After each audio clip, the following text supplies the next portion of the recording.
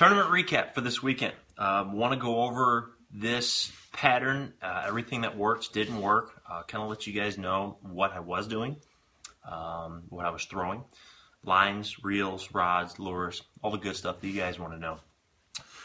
Overall, the tournament had about 40 boats in it, Lake of the Ozarks Charity Tournament. We finished third place out of those 40 boats, had 12 pounds, 4 ounces. Second place was 12 pounds, 6 ounces. First place was 14 pounds, 5 ounces. So top 3 weights were pretty close together. Overall, hearing back from anglers, fishing was pretty tough. You could tell that by what was going around, the fact that 22 boats didn't weigh in any fish. That could be a variety of things, whether they had a dink, they didn't want to weigh it, or they actually had tough conditions that they didn't really catch any keepers. That's really the pattern on the Lake of the Ozarks right now. Up by the dam, you can probably catch some good ones throwing an A-rig or a jerkbait, but you're hitting the clear water. Down in the river areas, you can find some pretty muddy water, but for us, what worked out really well was finding those transitions from the muddy water to the stained water over into the clear water. Really, those bends would create those types of areas where we wanted stained water.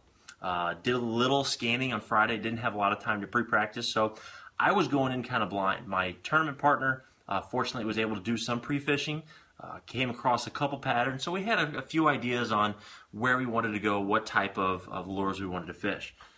Started at 7 o'clock in the morning, hit our first spot. Really didn't get any really good keepers until about 11. We had a couple dinks, a lot of white bass, a lot of drum. But in the end, at around 11 o'clock is when we started getting into some keepers. We were fishing the northern shore in about 3 to 5 foot of water, hitting chunk rock, brush piles, fishing around docks, anything that we could get a square bill crankbait to beat off and pound off of. We were, like I mentioned, a square bill crankbait in the sexy shad color, and I was pairing this with a medium action Ardent Edge rod. This is a new rod that Ardent just came out with. Really works well for hitting those square bills. A lot of bend to it, but enough backbone so when a fish rips on it, it's got enough parabolic bend that it kind of gives away so you don't rip the crankbait out of its mouth. The line that I'm using for this is Yo-zuri's monofilament, either 10 or 12 pound test. I say that because I had multiple rods rigged up with this line, just because I only have so many rods to set up. The line itself worked very well, very abrasion resistant, great castability with this reel, and really did everything I needed to have that flexibility when you set into a fish. Not only does the line give a little bit because it's mono, but also that rod, they pair very well together. The reel that I have this set up with is a 6:5:1 gear ratio Apex Elite. This is also a new reel that Ardent just came out with.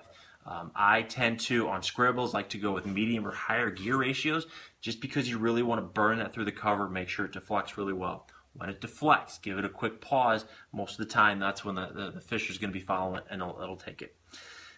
After about 11, the spot that we hit, we wanted to turn back around and come back and hit it again. However, there was somebody on that spot. So instead of making a long run or a couple runs to a different area, we decided to go on the other side of the cove, which is the south side.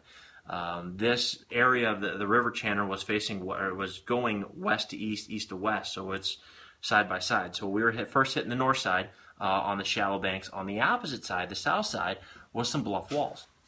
With that bluff walls, we had anywhere between 10 to 18, 20 foot of water. And once again, the water was still slightly stained. From there, we kind of fell onto a pattern. Since the water was slightly stained and we're hitting those bluff walls, we decided to start throwing a jig, particularly a black and blue jig that I have tied on here from Jacked Baits. This is a finesse jig between 3/8 and 5/16. Really didn't matter on weight. I think really what was getting their attention was the color. Some had rattles, some didn't. Most of the time when I was throwing the Jacked Baits jig, I did not have rattles, and I was just getting as many bites as my partner. What we would do is throw that up on the bank, let it sit for a little bit, bring it down, and 90% of the time, as soon as we bring it down, that's when we get a nice hard strike. The majority of our big fish came around transitions, whether it be from a bluff wall to some chunk rock, bluff wall to a tree, or a few times you can actually see a pattern or see it come through a bluff wall into a couple docks. You fish the backside of those docks, fish the pilings, fish some rocks that's underneath it. That's where our big fish came from. Once again, the lure of choice was a 5/16 to 3/8 ounce jacked baits finesse jig, black and blue. Didn't really matter where the black was or where the blue was, as long as it had black and blue. I was pairing this with a medium heavy. I believe this is a 7'3". Once again, an Ardent Edge, new rod that Ardent just came out with. It's got a long enough, soft enough tip that I can make those proper casts that I need to get underneath the docks, behind rocks, and behind those trees. Whether it's skipping them, flipping them, or giving them a nice, strong cast to it, this thing worked extremely well for me. Pulling them out of that cover, pulling them out from underneath those cabled lines worked extremely well for me.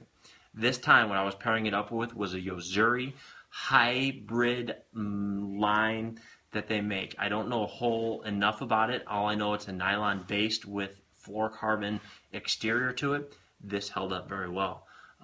Casting underneath those brush pile, or not brush piles, but laydowns, rock piles, really kind of getting into some nasty cover. But overall, it did very well for me holding up during the course of the day. With the reel, this reel is a little different. This is an Apex Pro. The Apex Pro is coming to 7:3 to 1. This is a higher gear ratio for my jigs. The reason being is, as soon as I get that hit, I want to make sure I get a proper hook set, and I want to make sure that I can take in that slack as quickly as possible. There were a couple times where that fish took that bait and start running with it, and before you even were able to move the jig.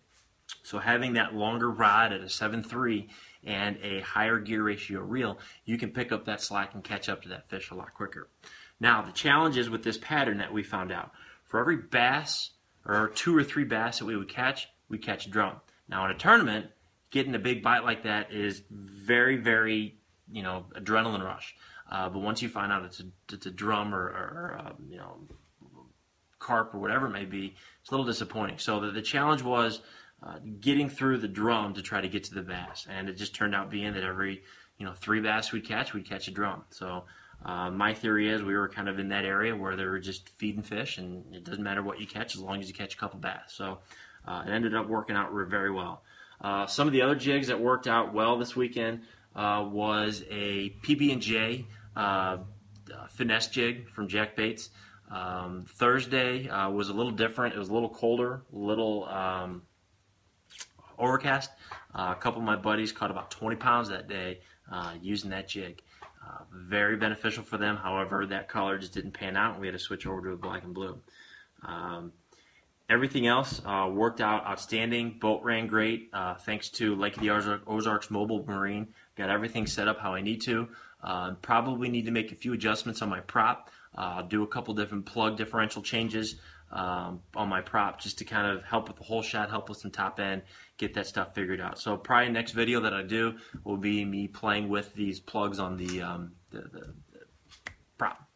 Other than that, Lowrance graphs worked out amazing. Russell Marine at Russell Marine Products really set me up well this year on my Touch 7 up front and my Touch 9 here at the council. The art gear that I just received and put to the test has been outstanding. This stuff is great. I highly advise it. And then most importantly, and I forgot to mention one thing, is the Jack Baits lure. These Jack Baits jig, once again, is a black and blue. It's a black head, and it's a finesse jig. So it's got the flared skirt up at the top. And what I paired this with was a Yum.